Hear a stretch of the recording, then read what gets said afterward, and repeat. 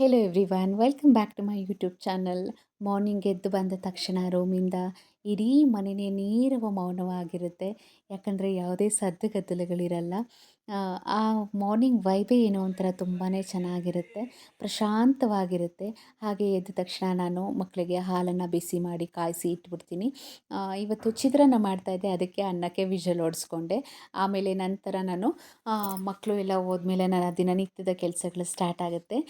ಪ್ರತಿದಿನ ಅಷ್ಟೇ. ಈ ಹಳ್ಳಿಯಲ್ಲಿಗಿಂತ ಸಿಟಿಯಲ್ಲಿ ಮಾರ್ನಿಂಗ್ ಎದ್ದ ತಕ್ಷಣ ಆಚೆ ಲೇಡೀಸ್ ಎಲ್ಲ ಬಾಗಿಲನ್ನ ಗುಡಿಸಿ ರಂಗೋಲಿ ಹಾಕೋದಕ್ಕೆ ಬರ್ತಾರೆ. ಕೆಲವ್ರ ಕಡೆ ಏನು ಮಾಡ್ತಾರೆ ಅಂತ ಗೊತ್ತಿಲ್ಲ, ಬಟ್ ನಮ್ಮ ಸ್ಟ್ರೀಟಲ್ಲಿ ತುಂಬ ಜನ ಆ ಪ್ರೋಸೆಸ್ಸನ್ನು ಮಾಡ್ತಾರೆ. ಕೆಲವರು ಇನ್ನೂ ಉಳಿಸ್ಕೊಂಡಿದ್ದಾರೆ. ಅದನ್ನ ನೋಡೋಕ್ಕೆ ಒಂಥರ ಚಂದ. ತುಂಬ ಜನ ವಾಕ್ ಮಾಡ್ತಾ ಇರ್ತಾರೆ. ಹಾಗೆ ಕೆಲವರು ಕಸನ ಗುಡಿಸಿ ರಂಗೋಲಿ ಹಾಕ್ತಾ ಇರ್ತಾರೆ. ಆ ಮಾರ್ನಿಂಗ್ ವ್ಯೂವೇ ತುಂಬಾ ಚೆನ್ನಾಗಿರುತ್ತೆ. ನಾನು ನೆಕ್ಸ್ಟ್ ವ್ಲಾಗಲ್ಲಿ ನಾನು ಅದನ್ನು ಶೂಟ್ ಮಾಡಿಕೊಂಡು ಅಪ್ಲೋಡ್ ಮಾಡೋದಕ್ಕೆ ಟ್ರೈ ಮಾಡ್ತೀನಿ. ಮಕ್ಕಳು ಹೋದ ತಕ್ಷಣ ನಾನು ಎಲ್ಲ ಕೆಲಸಗಳನ್ನು ನಾನು ಬೇಗ ಬೇಗ ಮುಗಿಸ್ಕೊಂಡು ಸ್ನಾನ ಎಲ್ಲ ಮುಗಿಸಿ ಆಮೇಲೆ ಪೂಜೆ ಮಾಡಿ ತಿಂಡಿ ತಿನ್ನುವಂತಹ ಹವ್ಯಾಸ ನನಗೆ ಪ್ರತಿನಿತ್ಯ ನಾನು ಅದನ್ನು ರೂಢಿ ಮಾಡ್ಕೊಂಡಿದ್ದೀನಿ. ಪಾತ್ರೆಗಳನ್ನು ವೈಪ್ ಮಾಡಿ ಆ ಜಾಗಕ್ಕೆ ತಲುಪಿಸ್ತೀನಿ. ಇಲ್ಲಾಂದರೆ ಪ್ರತಿ ಒಂದು ಸ್ಪೂನನ್ನು ಹುಡುಕ್ಬೇಕಾದ್ರೂ ಸಹ ನಾನು ಇಡೀ ಪಾತ್ರೆನ ತೆಗೆದು ಹಾಕೋದು ಮಾಡಬೇಕಾಗುತ್ತೆ ಟಬ್ ಒಳಗಡೆ.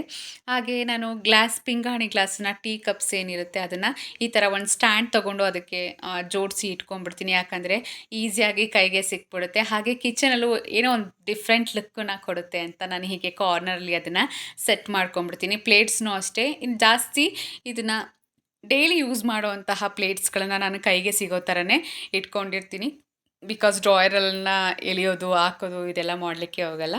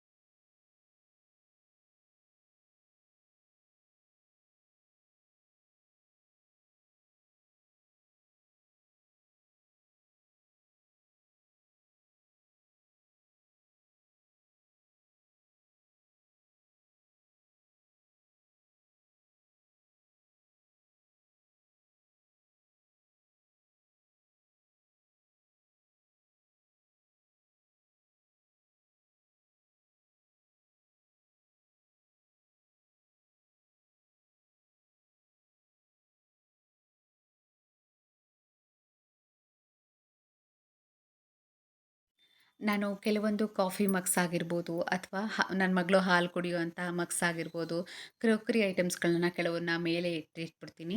ಹಾಗೆ ಡ್ರೈ ಫ್ರೂಟ್ಸ್‌ನ ಮಾರ್ನಿಂಗು ನಾನು ನೆನೆ ಹಾಕಿ ರುಬ್ಬಿ ಕುಡಿಯುವಂಥ ಹವ್ಯಾಸವನ್ನು ಬೆಳೆಸ್ಕೊಂಡಿದ್ದೀನಿ. ಅದಕ್ಕೋಸ್ಕರ ನಾನು ಖರ್ಜೂರ, ಹಾಗೆ ಗೋಡಂಬಿ, ಬಾದಾಮಿ ಮತ್ತು ಒಣ ದ್ರಾಕ್ಷಿಯನ್ನು ನೀರಲ್ಲಿ ನೆನೆಸ್ಕೊಂಡು ಇಟ್ಕೊಂಡು ಮಾರ್ನಿಂಗ್ ಮಿಕ್ಸಲ್ಲಿ ರುಬ್ಬಿ ಹಾಲನ್ನು ಮಿಕ್ಸ್ ಮಾಡಿಕೊಂಡು ನಾನು ಕುಡ್ಕೊಂಡ್ಬಿಡ್ತೀನಿ. ಯಾಕಂದರೆ ನಮ್ಮ ಹೆಲ್ತನ್ನು ಸಹ ನೋಡ್ಕೊಳ್ಳೋದು ತುಂಬ ಇಂಪಾರ್ಟೆಂಟ್ ಅನಿಸುತ್ತೆ ಅಲ್ವಾ. ಹಾಗೆ ನನ್ನ ಮಗಳು ತುಂಬ ದಿನದಿಂದ ಎಕ್ಸಾಮ್ ಪ್ಯಾಡ್ ಬೇಕು ಅಂತ ಕೇಳ್ತಾ ಇದ್ಲು. ಹಾಳಾಗಿದೆ ಅಂತ ಅವ್ರ ಡ್ಯಾಡಿ ತಂದಿಟ್ಟೋಗಿದ್ರು. ಅವಳಿಗೆ ಸರ್ಪ್ರೈಸ್ ಆಗಿ ಕೊಟ್ಟೆ. ತುಂಬಾ ಖುಷಿಪಟ್ಲು. ತೋರಿಸು, ಈ ಕಡೆಗೆ ತೋರಿಸು, ನೀನು ತೋರಿಸು.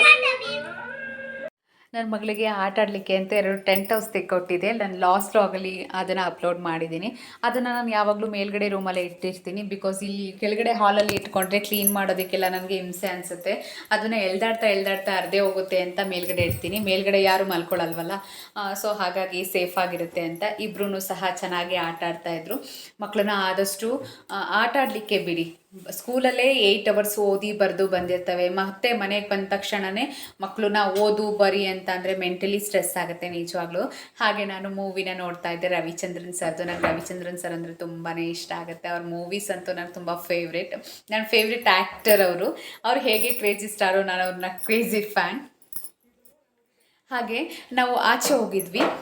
ಗೌರಿ ಗಣೇಶ ಹಬ್ಬ ಹತ್ರ ಬರ್ತಿರೋದ್ರಿಂದ ತುಂಬ ಗೌರಿ ಗಣೇಶನ ಎಕ್ಸ್ಪೋಸ್ ಮಾಡೋದಕ್ಕೆ ಅಂದರೆ ಮಾರೋದಕ್ಕೆ ಇಟ್ಟಿದ್ರು. ಸಿಟಿ ಬಸ್ ಸ್ಟ್ಯಾಂಡಲ್ಲಿ ನೋಡೋದಕ್ಕೆ ತುಂಬಾ ಖುಷಿ ಅನಿಸ್ತು. ತುಂಬ ಕಲರ್ಫುಲ್ ಗೌರಿ ಗಣೇಶ. ಆದಷ್ಟು ಏನು ಎನ್ವಿರಾನ್ಮೆಂಟಲ್ ಸೇಫ್ ಆಗಿರುವಂತಹ ಗಣೇಶನ ಕೂರಿಸಿ ನನ್ನ ಮಗುಗೆ ಕೈಯಲ್ಲಿ ಕಾಲಲ್ಲಿ ಮತ್ತು ಬಾಯಲ್ಲಿ ಏನೋ ಅಲರ್ಜಿ ಆಗಿತ್ತು. ಬಟ್ ಅವಳು ಖಾರ ತಿಂದರೆ ಮಮ್ಮಿ ತುಂಬ ಉರಿಯುತ್ತೆ ಅಂತ ಹೇಳ್ತಾ ಇದ್ದು. ಕೈ ಕಾಲೆಲ್ಲ ತುಂಬ ಉರಿ ಉರಿ ಉರಿ ಅಂತ ಬಡ್ಕೊತಾ ಇದ್ದು. ನನಗಂತೂ ಟೆನ್ಷನ್ ಆಯಿತು. ನಾನು ಅಂದ್ಕೊಂಡೆ ಅಮ್ಮ ಏನೋ ಆಗಿದೆ ಅಂತ. ಬಟ್ ಅಮ್ಮ ಒಂದ್ಸಲ ಆದರೆ ಇನ್ನೊಂದ್ಸಲ ಆಗಲ್ಲ ಅಂತ ಹೇಳ್ತಾರೆ. ಹಾಗಾಗಿ ನೋಡೋಣ ಅಂತ ಸ್ಕಿನ್ ಡಾಕ್ಟ್ರ್ ಹತ್ರ ಕರ್ಕೊಂಡೋಗಿ ತೋರಿಸ್ದೆ ಅವಳಿಗೆ. ತೋರಿಸ್ದಾಗ ಅವ್ರು ಏನು ಹೇಳಿದ್ರು, ಪೆಟ್ಸ್ ಅಲರ್ಜಿಯಿಂದ ಆಗಿರೋ ಅಂಥದ್ದು, ಅದು ಬೆಕ್ಕು ಅಥವಾ ನಾಯಿಯಿಂದ ಆಗಿರೋ ಅಂಥದ್ದು ಅಂತ. ಜ್ವರ ಇದೆ ಅಂತ ಭಯ ಪಡೋದಕ್ಕೆ ಹೋಗಬೇಡಿ, ಗಾಬರಿ ಆಗಬೇಡಿ. ಅದು ಕಾಲು ಬಾಯಿ ರೋಗ ಅಂತ ಹೇಳ್ತಾರೆ. ಅಂದರೆ ಮುಂಗೈಯಲ್ಲಿ, ಮುಂಗಾಲಲ್ಲಿ, ಹಾಗೆ ಬಾಯಲ್ಲಿ ಮತ್ತು ಮಗುವಿನ ಕುಂಡಿಯಲ್ಲಿ ಆ ಜಾಗದಲ್ಲಿ ಮಾತ್ರ ಆಗುತ್ತೆ. ಸೊ ದಯವಿಟ್ಟು ಭಯ ಪಡಬೇಡಿ. ಆದಷ್ಟು ಬೇಗ ಅದು ಫಿಸಿಷಿಯನ್ ಹತ್ರನೋ ಅಥವಾ ಸ್ಕಿನ್ ಡಾಕ್ಟರ್ ಹತ್ರನೋ ಹೋಗಿ ತೋರಿಸಿ. ತುಂಬ ಉರಿಯುತ್ತೆ ಅದು. ನನ್ನ ಮಗಳಂತೂ ತುಂಬ ಅಳ್ತಾ ಇದ್ಲು. ಅವಳು ಅಳೋದಕ್ಕೆ ನನಗಂತೂ ತುಂಬ ಗಾಬರಿನೇ ಆಗೋಯಿತು. ಅಲ್ಲಿ ಪ್ರಿಸ್ಕ್ರಿಪ್ಷನ್ನ ಕೊಟ್ಟರು, ಆಯಿಂಟ್ಮೆಂಟನ್ನು ಕೊಟ್ಟರು, ಹಾಗೆ ಸಿರಪ್ಪನ್ನು ಕೊಟ್ಟರು. ಅದು ಒಂದು ವಾರ ಆದಮೇಲೆ ಕಡಿಮೆ ಆಗುತ್ತೆ ಅಂತ ಹೇಳಿದರು. ಬಟ್ ನಾನು ಫಿಸಿಷಿಯನ್ ಹತ್ರ ಹೋಗಿ ಇಂಜೆಕ್ಷನ್ ಮಾಡಿಸ್ಕೊಂಬಂದೆ ಅವಳಿಗೆ. ಇಂಜೆಕ್ಷನ್ ಮಾಡಿಸ್ಕೊಂಡಾದಮೇಲೆ ಅವಳಿಗೆ ಉರಿ ಎಲ್ಲ ಕಡಿಮೆ ಆಗಿರೋ ಅಂಥದ್ದು. ಸೊ ಅದಕ್ಕೋಸ್ಕರ ಮಕ್ಕಳ ವಿಷಯದಲ್ಲಿ ತುಂಬ ಕೇರ್ ಆಗಿ ಇರಬೇಕು ಅನ್ನೋದನ್ನು ಹೇಳಲಿಕ್ಕೆ ಇಷ್ಟಪಡ್ತೀನಿ. ಹಾಗೆ ನನ್ನ ಮಗಳಿಗೆ ಪೀರಿಯಾಡಿಕ್ ಟೆಸ್ಟ್ ನಡೀತಾ ಇರೋದ್ರಿಂದ ನಾನು ಅವಳಿಗೆ ನಾಳೆ ಸಬ್ಜೆಕ್ಟು ಮ್ಯಾಥ್ಸ್ ಇತ್ತು, ನಾನು ಅವಳಿಗೆ ಹೇಳ್ಕೊಡ್ತಾ ಇದ್ದೆ. ತುಂಬ ಪೇರೆಂಟ್ಸ್ಗಳನ್ನ ನಾನು ನೋಡ್ತೀನಿ, ಮಕ್ಕಳಿಗೆ ಟ್ಯೂಷನ್ಗೆ ಹಾಕ್ಬಿಡ್ತೀರಾ. ಇವತ್ತಿನ ಕಾಲದಲ್ಲಿ ಅನ್ಎಜುಕೇಟೆಡ್ ಪೇರೆಂಟ್ಸ್ ಯಾರೂ ಇಲ್ಲ. ಅಟ್ಲೀಸ್ಟ್ ಒಂದು 10th ಸ್ಟ್ಯಾಂಡರ್ಡ್ ಅಥವಾ PUCನಾದ್ರೂ ಓದೇ ಹೋಗಿರ್ತಾರೆ, ಅಥವಾ ಡಿಗ್ರಿ ಹೋಲ್ಡರ್ಸ್ ಆಗಿರ್ತಾರೆ. ಅವರೇನೇ ಟ್ಯೂಷನ್ಗೆ ಹಾಕ್ತೀರಾ? ಟ್ಯೂಷನಲ್ಲಿ ಏನು ಹೇಳ್ಕೊಡ್ತಾರೆ ಅಂತ ಹಾಕ್ತೀರಾ ಅಂತಲೇ ನನಗೆ ಗೊತ್ತಾಗಲ್ಲ. ಅಲ್ಲಿ ಒಂದು 50 ಜನ ಮಕ್ಕಳು ಬಂದಿರ್ತಾರೆ. ಎಲ್ಲರೂ ಸಹ ಪರ್ಟಿಕ್ಯುಲರ್ ಆಗಿ ಕರೆದು ಹೇಳ್ಕೊಡ್ಬೇಕು ಅಂದರೆ ಅವರಿಗೆ ಒಂದು ದಿನ ಆದ್ರೂ ಸಾಕಾಗಲ್ಲ ಅಲ್ವಾ? ನೀವೇ ಒಂದ್ಸಲ ಯೋಚನೆ ಮಾಡಿ, ಮಗುನ ಟ್ಯೂಷನ್ಗೆ ಹಾಕೋಕ್ಕಿಂತ ಮುಂಚೆ ನೀವು ಕೇರ್ ಮಾಡಿ ಮಗುಗೆ ಒಂದೊಂದನ್ನು ಹೇಳ್ಕೊಡೋ ಥರ ಯಾರೂ ಸಹ ಟ್ಯೂಷನಲ್ಲಿ ಹೇಳ್ಕೊಡಲಿಕ್ಕೆ ಸಾಧ್ಯನೇ ಇಲ್ಲ ಅಲ್ವಾ? ಏನೋ ಕೊಟ್ಟಿರುವಂತಹ ಹೋಮ್ವರ್ಕನ್ನು ಆ ಮಗು ಗೊತ್ತಾಗಲಿಲ್ಲ ಅಂದರೆ ಅವ್ರನ್ನ ಕೇಳಿ ಮಾಡ್ಬೋದೋ ಹೊರತು, ನೀವು ಎಕ್ಸಾಮ್ಗೆ ಪ್ರಿಪೇರ್ ಮಾಡ್ತಾರೆ ನನ್ನ ಮಗುನ ಅಂತ 1000 ರೂಪಾಯಿ ಕೊಟ್ಟು ಟ್ಯೂಷನಿಗೆ ಕಳಿಸ್ತಿರಲ್ಲ, ಅದನ್ನು ಫಸ್ಟ್ ಸ್ಟಾಪ್ ಮಾಡಿ. ನಿಮ್ಮ ಮಗುವಿಗೋಸ್ಕರ 2 ಅವರ್ನ ಸ್ಪೆಂಡ್ ಮಾಡಿ ಸಾಕು. ನಿಮ್ಮ ಮಗು ಚೆನ್ನಾಗೇ ಓದುತ್ತೆ ಅಲ್ವಾ? ನೀವು ಕಲ್ತಂಗಾಗತ್ತೆ ಕಲಿದೇ ಇರೋ ಅಂಥದ್ದನ್ನು, ಮತ್ತು ಮಗುಗೂ ಹೇಳ್ಕೊಟ್ಟಂಗಾಗತ್ತೆ ಅಲ್ವಾ? ಇವತ್ತಿನ ಜಗತ್ತು ಇಂಟರ್ನೆಟ್ ಜಗತ್ತು. ನೀವು ಏನೇ ಸರ್ಚ್ ಮಾಡಿದ್ರೂ ಸಹ ಇಂಟರ್ನೆಟ್ಟಲ್ಲಿ ಗೂಗಲಲ್ಲಿ ಬಂದೇ ಬಿಡುತ್ತೆ ಅಲ್ವಾ? ಸೊ ಮ್ಯಾಥ್ಸು ನಮಗೆ ಬರೋದೇ ಇಲ್ಲ ಅನ್ನೋರು ಕೆಲವರು, ಆ ಮ್ಯಾಥ್ಸನ್ನು ಸಾಲ್ವ್ ಮಾಡೋಕ್ಕೆ ತುಂಬ ಆ್ಯಪ್ಗಳಿದೆ, ಅದನ್ನು ಡೌನ್ಲೋಡ್ ಮಾಡಿಕೊಡಿ, ಮಕ್ಕಳಿಗೆ ಹೇಳ್ಕೊಡಿ. ಹಾಗೆ ನಾನು ಈ ಲಾಗನ್ನು ಇಲ್ಲಿಗೆ ಎಂಡ್ ಮಾಡ್ತಿದ್ದೀನಿ. Thank you so much. Bye.